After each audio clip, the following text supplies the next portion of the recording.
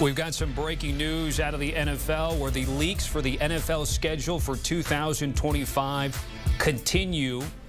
2 days away from the full release on Wednesday. Earlier in the day, NBC announcing Dallas at Philadelphia September 4th. It's a Sunday night. Fox now announcing a doubleheader on Saturday. First up, Eagles and Commanders, a rematch of last year's NFC Championship game in which the Eagles dominated the Commanders, Jalen Hurts and Jaden Daniels. Eagles, of course, also taking care of business against the Chiefs in the Super Bowl. That is the early game if we're going left to right, according to the graphics sent out by the network. Second game, NFC North, Green Bay at Chicago. It is going to be Jordan Love, Caleb Williams. It's also going to be Matt LaFleur and Ben Johnson. Packers did make the playoffs, but they lost in the opening round to the Eagles. Eagles featured prominently so far, as Prime Video also set to make an announcement here on Monday night. I'm Tommy Tran, joined by Douzable to go over the two games we're just learning right now. So let's start with the champs and the Commanders. I mentioned a rematch of last year's NFC Championship game. Deuce, what stands out to you about this Saturday, December matchup?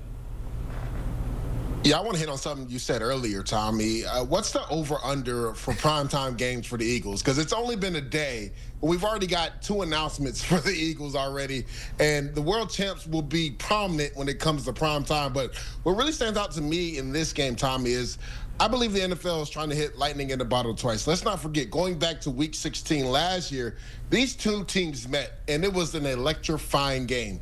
Jaden Daniels and the Commanders had 5 turnovers, but yet, Tommy, the game was in his hands. With 2 minutes left, he goes on a game-winning drive and throws a touchdown pass to Jamison Crowder with 6 seconds to win the game. The NFL knows what it's doing, Tommy, right? This is a divisional matchup. They believe these are the two top teams in the NFC East, two top teams in the NFC. Let's pin them together with playoff implications on the line. That's what stands out to me. The NFL is trying to see if they can get lightning in the bottle twice by putting this game in the same exact spot they put it last year. So Jaden Daniels and this Commanders team took a lot of people by surprise in the playoffs all the way to the NFC Championship game. So if we are to assume that they are going to grow, how much growth will be needed Week 16 against the champs here at home in D.C./Landover, Maryland? Yeah, there's going to be a lot of growth needed because you talked about it. Jaden Daniels played out of this world last year, but this is the Super Bowl champs, the Philadelphia Eagles. And when you look at them on offense, right, Tommy, they only lost Mekhi Becton. Everybody is coming back from that championship team. And you see Jaden Daniels in the work he put in last year as a rookie, first in wins all time, first in total touchdowns and yards as well. He played out of this world. You see the additions as well, adding a Deebo Samuel to Terry McLaurin, also Austin Eckler, Brian Robinson coming back. Josh Connerly was the pick in the first round. I really like his versatility. He might swing out to right tackle, has some ability to swing in at guard as well. They got Trey Amos in the second round. They needed a corner on the outside to put Mikey Strander still back in the slot. So the Commanders team got significantly better this offseason. You see it right there, the odds to win in the NFC East. Eagles -150, the Commanders right behind them at +240. They still need to take that next step if they want to dethrone the Super Bowl champs, though. And we certainly know how hard it is to repeat as champs in that division. It is hard to do, hadn't been done in quite some time. If we get to Green Bay and Chicago, arguably the toughest division last year was the NFC North here. What stands out to you about this one? This one is Ben Johnson. What type of team and mantra is he going to bring to Week 16? Because the Bears have been getting their teeth kicked in by the Green Bay Packers. Tommy, when you go back the last 20 years, the Bears are 3-17 versus the Green Bay Packers. And before winning that Week 18 game last year, and there's a caveat to that. Remember, Jordan Love and the starters only played the first half of that game. They had lost 11 straight games to the Green Bay Packers. The Packers have owned the Chicago Bears. So this is the opportunity for Ben Johnson coming over from the Detroit Lions. We know what his mantra was there. They want to be physical, run the ball. We saw his moves in the offseason. Drew Dahlman up front. Jonah as well at guard. They moved him up front, traded for Tooney. They really want to fortify that offensive line for that young man we just saw on the screen, Caleb Williams, be able to protect him, but also protect him by running the football. And on the other side, the Green Bay Packers, I stated this last year when they lost to the Philadelphia Eagles in that playoff game. what is going to be their identity, Tommy? Last year, it seems like they were going to roll out the gambit for Jordan Love, but then it became a running-type team with Josh Jacobs. I don't think they knew what their identity was, and it hurt them in that game versus the Philadelphia Eagles. So it'll be interesting with Matt LaFleur coming out this year as they try to dethrone the Detroit Lions in that NFC North. We talked about how competitive it was. What will truly be the Green Bay Packers' identity? And Week 16, that's when your identity truly shows.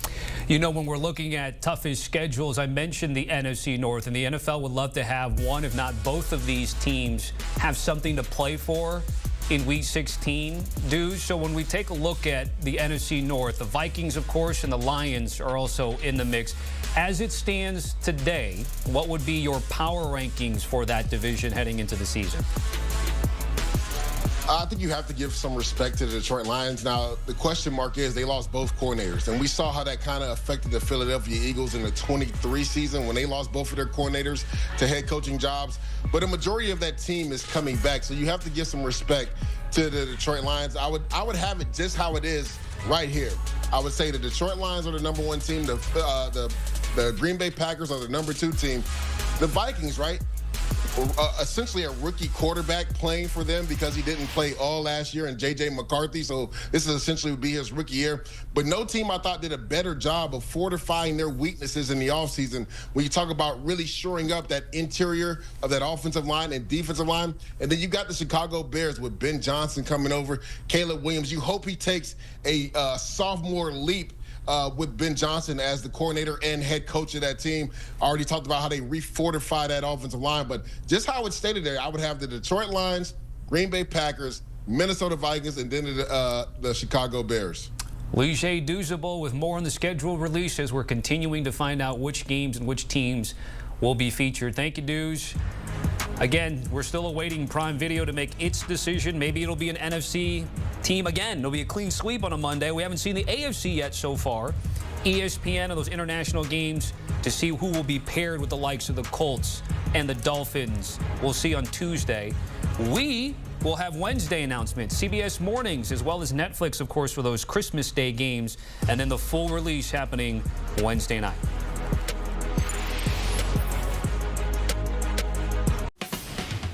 You need your sports news all the time. We've got breaking news to bring to you. CBS Sports HQ gives you a snapshot of all the sports that matter to you.